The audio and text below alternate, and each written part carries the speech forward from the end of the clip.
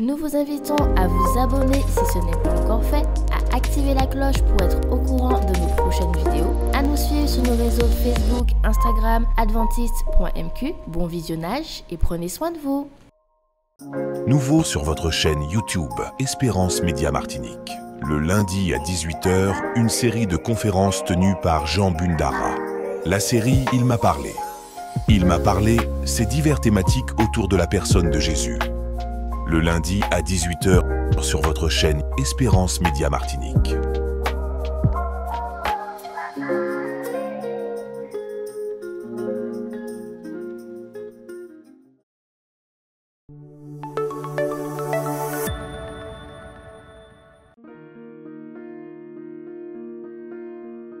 Vous avez besoin d'aide. Vous souhaitez vous entretenir avec un pasteur, un psychologue, un conseiller en relation d'aide. La cellule d'écoute de la Fédération des Églises adventistes du 7e jour de la Martinique est à votre disposition, 7 jours sur 7, de 8 h à minuit, au 0805 288 394. Cet appel est gratuit.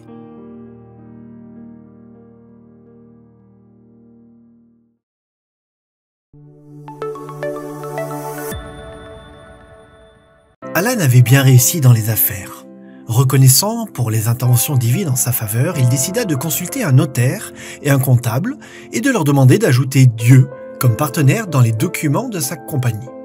En essayant d'honorer cette demande, le notaire et le comptable se rendirent bientôt compte combien c'était une tâche difficile. D'après les lois du pays, un partenaire en affaires doit fournir un numéro de carte d'identité et une adresse dans le pays. Comment pourrait-il trouver la carte d'identité et l'adresse de Dieu? Un jour, en rentrant chez lui, frustré par ces complications juridiques, Alan trouva le psaume 50, verset 12, dans lequel Dieu dit « Si j'avais faim, je ne te le dirais pas, car le monde est à moi, avec tout ce qu'il contient. » Immédiatement, tout devint clair dans son esprit. Les mots « Le monde est à moi, avec tout ce qu'il contient » le frappèrent comme jamais auparavant. Il se rendit compte soudain que dans sa notion erronée de la propriété, il était encore disposé à être le patron et le propriétaire. Cependant, pire encore, il avait tenté de dégrader le véritable propriétaire à la position de simple partenaire. Se mettant à genoux, Alan ressentit une paix profonde. Il comprit que, au lieu d'être le propriétaire, il n'avait reçu que le privilège temporaire d'avoir son nom sur les documents de la compagnie de Dieu. De plus, Dieu demandait simplement à Alan de gérer cette compagnie en son nom pour réaliser les saints objectifs divins sur la terre, atteindre les autres pour la vie éternelle. S'il consentait à s'humilier et à se connecter au propriétaire par la prière et l'étude de sa parole, Alan comprit qu'il n'aurait plus jamais besoin de se soucier des problèmes de cette compagnie. Dieu, le véritable propriétaire, prend soin de chaque détail, non seulement de cette compagnie, mais aussi de sa vie. Certains chrétiens croient peut-être encore qu'ils peuvent aider la cause de Dieu avec leurs biens. Mais c'est le contraire qui est vrai. Tant que nous sommes encore en vie, Dieu aide chacun d'entre nous en nous accordant constamment les biens qu'il en réserve. En nous accordant constamment les biens qu'il a en réserve. De plus, lorsque notre vie se termine, il place ces mêmes biens entre les mains d'autres personnes. Peut-être ne reconnaissons-nous pas la propriété de Dieu, mais ceci ne change pas la vérité de qui est Dieu. C'est plutôt nous qui sommes changés. Mais si nous oublions qu'il est le propriétaire de toutes choses, nous deviendrons orgueilleux et arrogants, nous dit Ésaïe 10, verset 12, ce qui nous amènera à une séparation fatale d'avec Dieu. C'est pourquoi, comme un rappel miséricordieux qu'il est le propriétaire, il nous demande de lui rendre les dîmes et les offrandes sur tout ce qui lui appartient et qu'il nous a prêté. Nous disons rendre et non donner, parce que la Bible nous enseigne que lorsque nous apportons nos dîmes et nos offrandes à la maison du trésor de Dieu, en réalité, nous les lui rendons, car il est le propriétaire de toutes choses. En rendant fidèlement les dîmes et les offrandes de promesse, qui représentent nos offrandes régulières et systématiques, puissions-nous mettre nos désirs à la dernière place et Dieu à la première.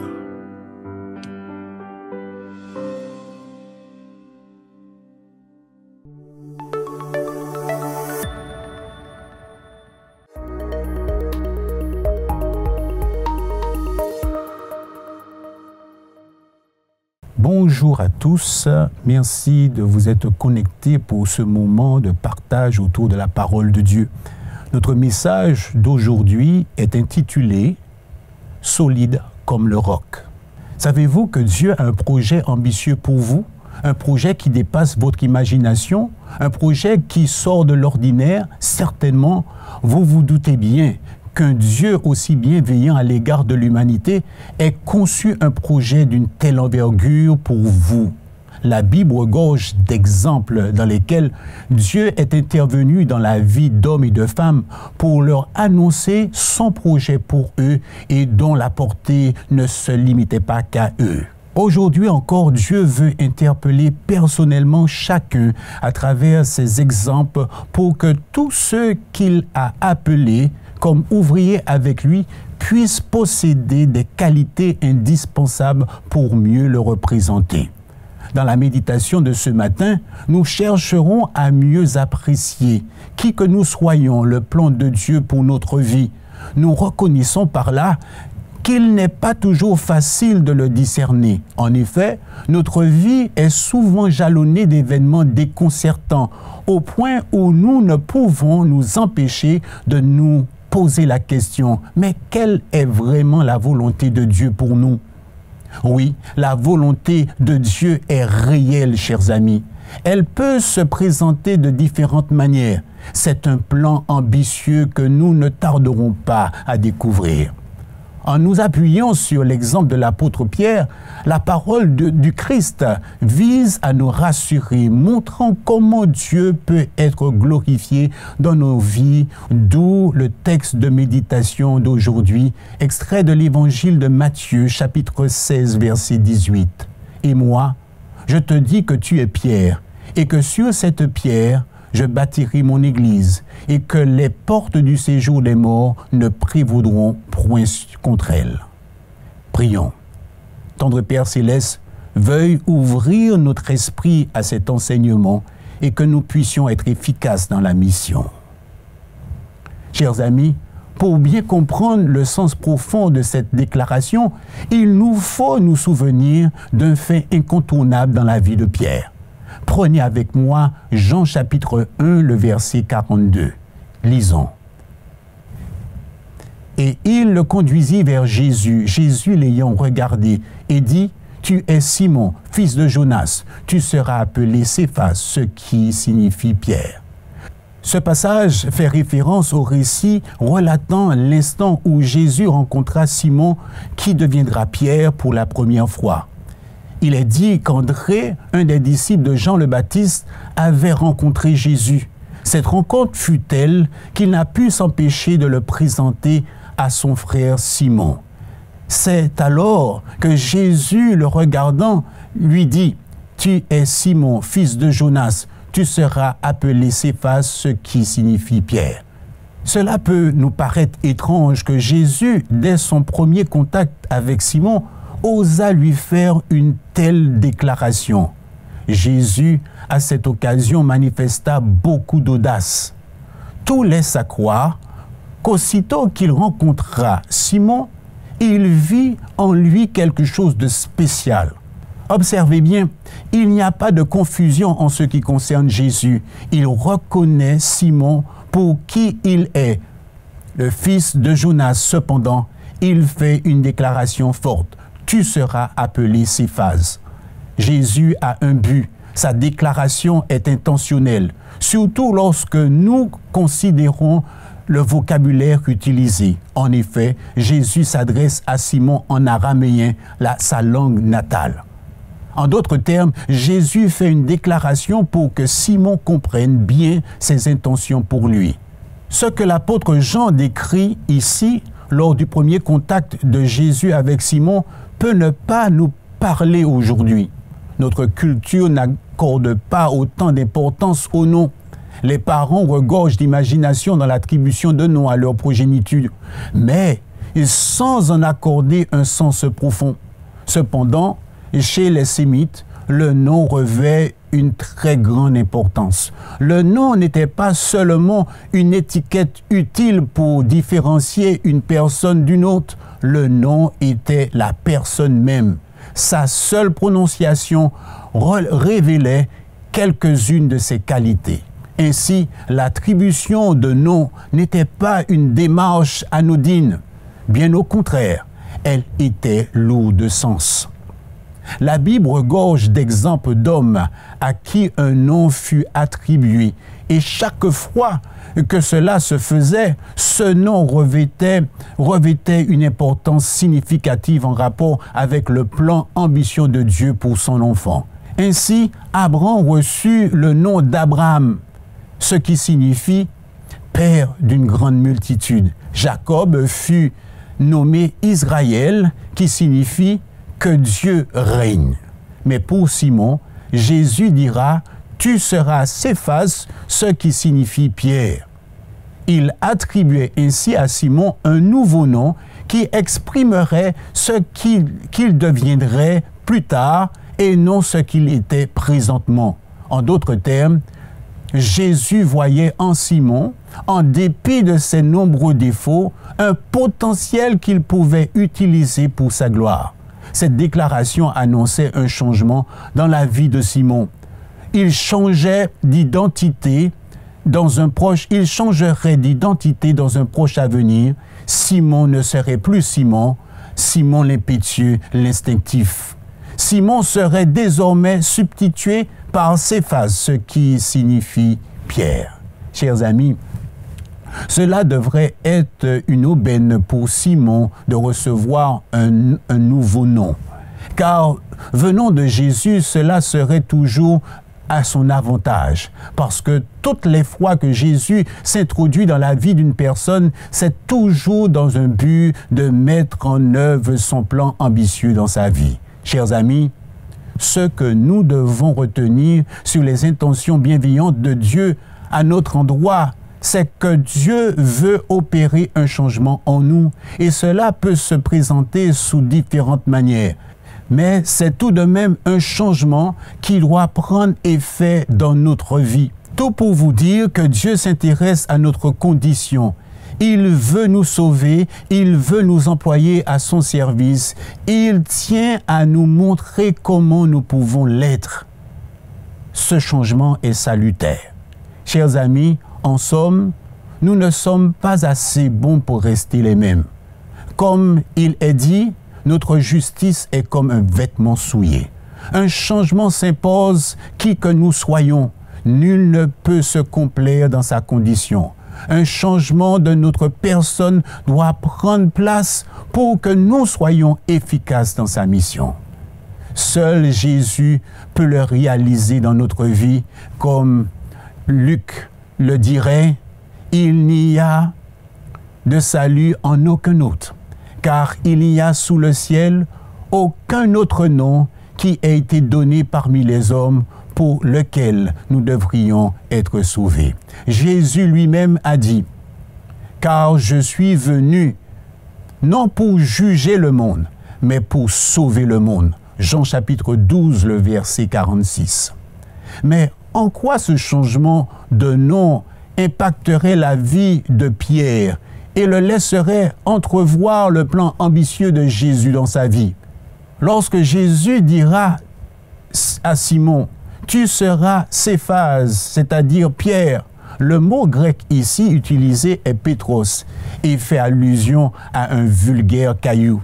Ce qui est, au premier regard, peu flatteur pour Simon en réalité. Cependant, l'usage du mot dans le Nouveau Testament permet au lecteur d'évacuer tout sens péjoratif. Lorsque les auteurs du Nouveau Testament parlent de cailloux que l'on jette ou de pierres de dimension moyenne, ils n'utilisent pas Pétros comme substantif.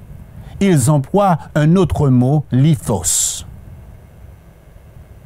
En revanche, ils emploient fréquemment le mot féminin Pétra, qui veut dire rocher, tel qu'on le voit dans Matthieu chapitre 7, verset 24. C'est pourquoi quiconque entend ces paroles que je dis et les met en pratique sera semblable à un homme prudent qui a bâti sa maison sur le roc. Notre texte de méditation que Jésus adresse à Simon comporte les deux mots « Pétros » et « Pétra », dont nous venons de parler. Tu es Pétros, Pierre, et sur cette Pétra, rocher, je bâtirai mon église. L'étymologie des deux mots, Céphas en araméen et Pierre en grec, ont un même point commun. Ils expriment tous de la solidité. Et qu'en araméen, le mot Céphas signifie pierre ou rocher. Ceci dit, il y a un message pertinent qui se dégage de cette déclaration de Jésus. Un message qui s'adresse à Pierre et par conséquent à nous. Un message qui soit en lien avec le plan ambitieux de Dieu pour ceux qui veulent s'engager dans son œuvre. Ce message informe comment cela est possible. Premièrement, Dieu veut que nous soyons solides.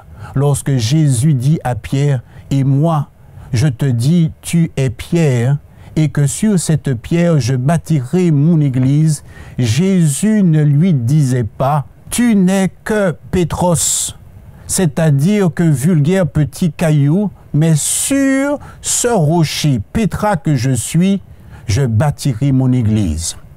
En effet, en faisant cette déclaration, Jésus n'avait aucune intention de rabaisser Pierre. Il n'avait aucune intention de le prendre de haut, ni de le rabaisser, de le mépriser.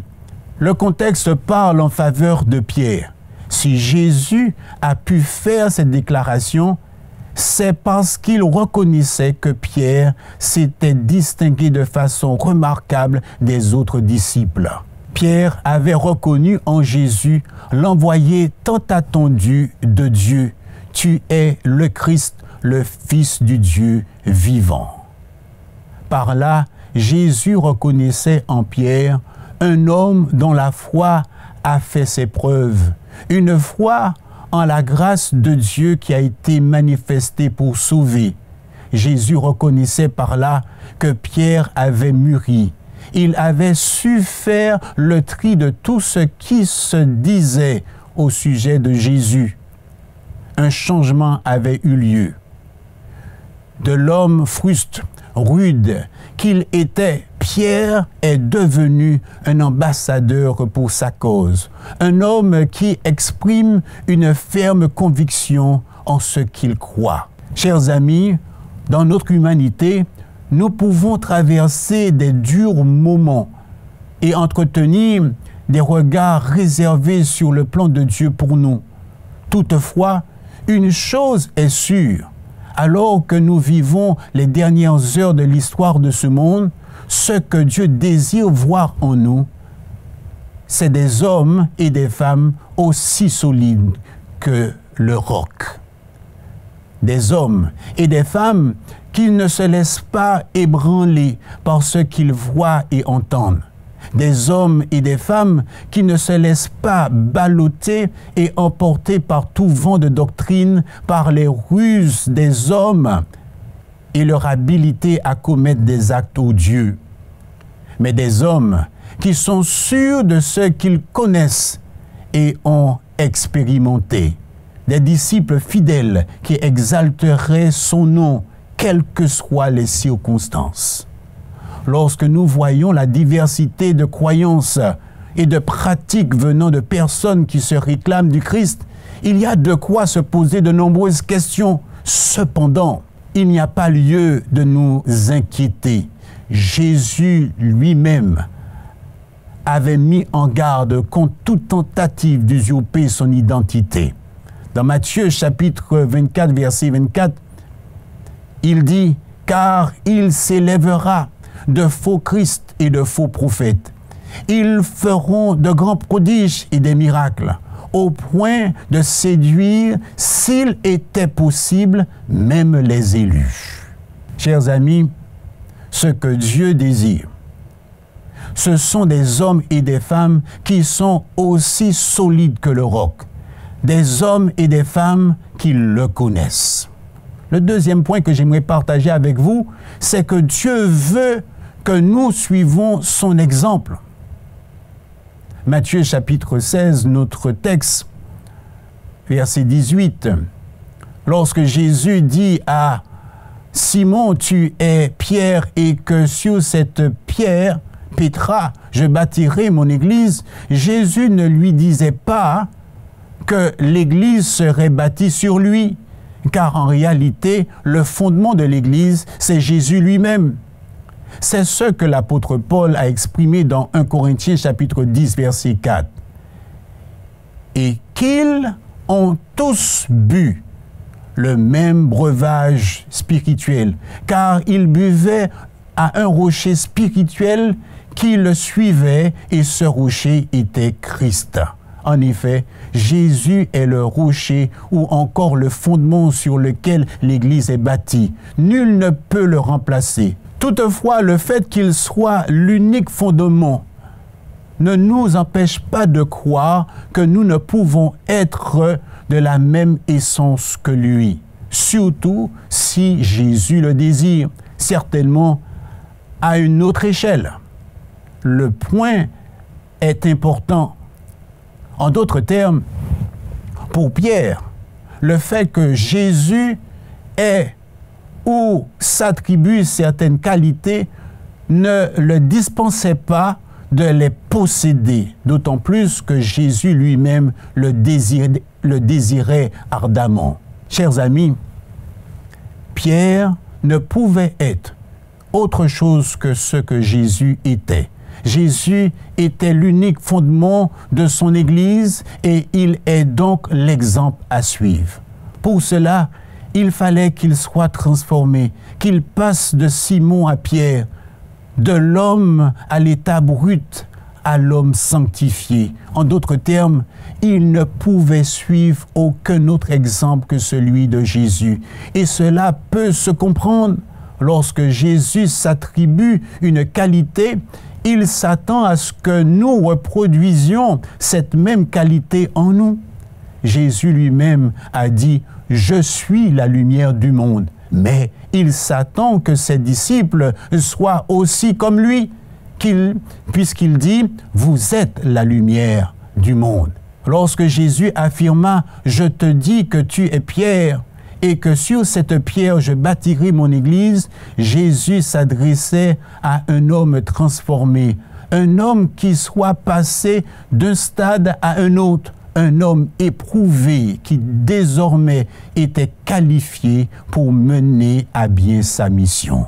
Pierre faisait l'expérience de celui qui peut dire, dans 1 Jean chapitre 2 verset 6, « Celui qui dit qu'il demeure en lui doit marcher aussi comme il a marché. » Et le dernier point que j'aimerais partager avec vous, Dieu veut que nous soyons guidés par le Saint-Esprit. Chers amis, l'attribution de nouveaux noms à Pierre n'est pas à prendre à la légère. C'était intentionnel. Jésus a vu en Pierre un homme fiable, solide, un exemple pour les autres, à qui il pouvait confier une mission, un disciple engagé qui pourrait mener à bien sa mission. Et le fait que Jésus ait dit à Pierre, « Je te dis que tu es Pierre, et que sur cette pierre je bâtirai mon église », cette déclaration ne devrait pas être considérée comme une déclaration singularisant Pierre, le plaçant au-dessus du reste des disciples, mais elle devrait être perçue comme l'aboutissement d'un cheminement avec Jésus, un abandon total à lui. Rappelez-vous bien, dans Matthieu chapitre 16, à partir du verset 15, Jésus pose une question à ses disciples. « Qui dites-vous que je suis ?» Simon lui répondit, « Tu es le Christ, le Fils du Dieu vivant. » Jésus, reprenant la parole, lui dit, « Tu es heureux, Simon, fils de Jonas, car ce ne sont pas la chair et le sang qui t'ont révélé cela, mais c'est mon Père qui est dans les cieux. » En effet, la réponse de Pierre est très révélatrice. Elle révèle qu'il a fait preuve d'une perspicacité en identifiant Jésus comme étant le Christ, le Fils de Dieu.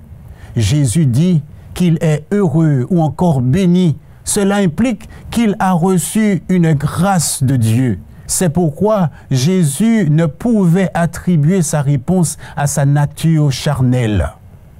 Cette réponse spontanée était inspirée de Dieu et témoignait ainsi que Pierre s'était laissé guider par Dieu et plus précisément par son esprit. Et comme l'apôtre Paul l'a affirmé, nous avons reçu l'esprit qui vient de Dieu afin que nous connaissions les choses que Dieu nous a données par sa grâce. Chers amis, c'est uniquement en se laissant guider par le Saint-Esprit que nous pourrons de façon adéquate servir la cause du Seigneur.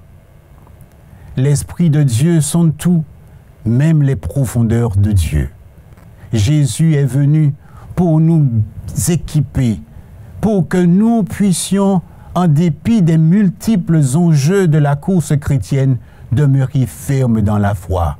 Jésus a prié pour nous dans ce sens, comme il est dit, « Et moi, je prierai le Père, et il vous donnera un autre consolateur, afin qu'il demeure éternellement avec vous, l'Esprit de vérité que le monde ne peut recevoir parce qu'il ne le voit point et ne le connaît point. Mais vous, vous le connaissez, car il demeure avec vous et il sera en vous. » Jean chapitre 14, versets 16 et 17.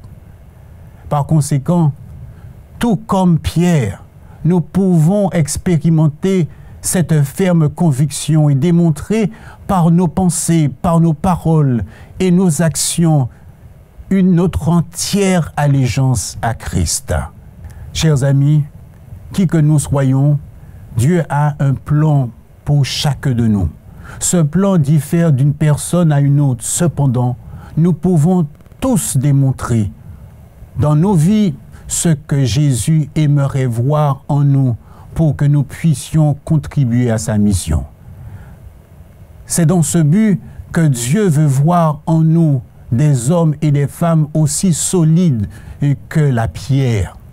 Des hommes et des femmes qui ne se laisseraient pas balloter par tout vent de doctrine, mais qui se tiendraient debout pour défendre la vérité, même si l'univers s'effondrerait.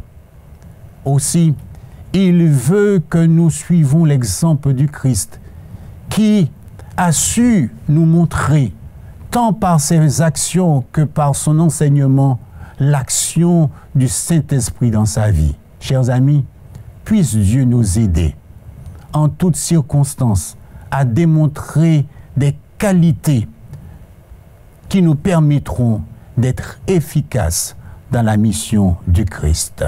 Prions. Notre Dieu, notre Père céleste, nous voulons te remercier pour ta parole et de l'exemple que tu nous donnes à travers l'expérience de Pierre.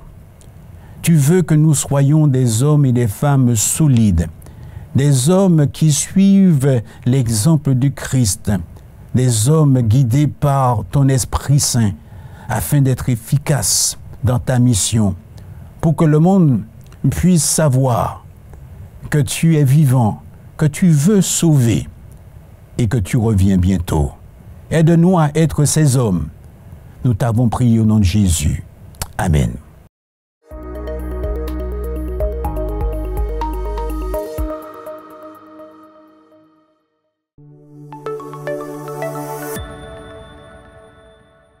Nouveau sur votre chaîne YouTube Espérance Média Martinique. Le lundi à 18h, une série de conférences tenues par Jean Bundara. La série « Il m'a parlé ». Il m'a parlé, c'est divers thématiques autour de la personne de Jésus. Le lundi à 18h sur votre chaîne Espérance Média Martinique.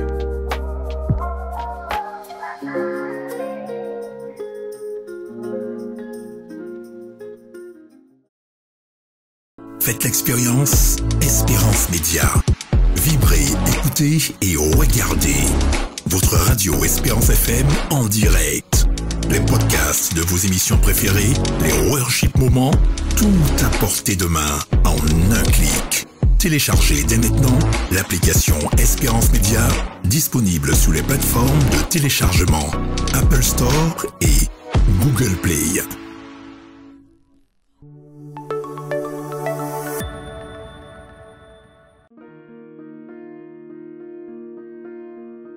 Vous avez besoin d'aide. Vous souhaitez vous entretenir avec un pasteur, un psychologue, un conseiller en relation d'aide. La cellule d'écoute de la Fédération des Églises adventistes du 7e jour de la Martinique est à votre disposition, 7 jours sur 7, de 8h à minuit, au 0805 288 394. Cet appel est gratuit.